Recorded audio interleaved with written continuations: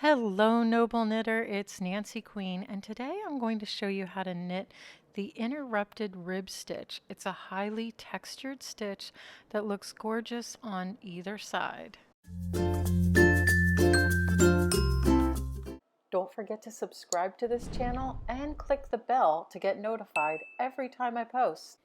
I'm using one skein of Universal Deluxe Bulky Superwash yarn and a pair of size 11 knitting needles. I'll provide links to both products below. I'll begin my swatch by leaving a tail of about 16 to 18 inches and then making a slip knot. I place the slip knot on the needle and then I start casting on.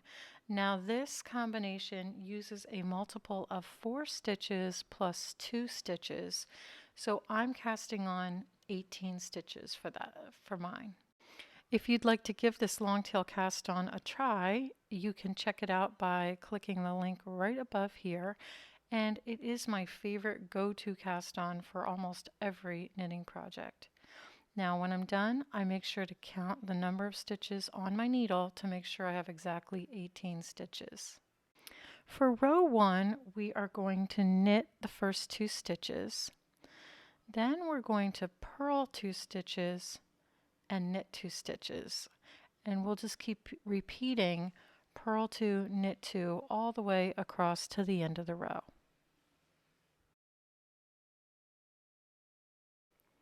Row 2 is exactly the opposite of what you did for row 1. We're going to purl the first 2 stitches. Then we're going to knit the next 2 stitches and purl 2 stitches. And we'll just keep repeating knit 2, purl 2 all the way across the row. You may have noticed that I hold my yarn a little differently, and that is because I use the continental knitting method. It allows me to knit nice and smooth with even flow, and I love the finished results. If you'd like to give it a try, check out this video on continental knitting. For row 3, we are going to purl all of the stitches across the row. Now, you may be wondering how I hold my yarn when I'm purling, and I also have a video on how to purl continental style, and you can find that right here in this link above. For row 4, you are going to knit all of the stitches across the row. You'll keep repeating rows 1 through 4 until your project measures the desired length. And you can see my beautiful columns of ribbing interrupted by these garter sections. Now let's turn it over, and it looks just as beautiful on the other side. I think this would make a great washcloth, baby blanket, shawl.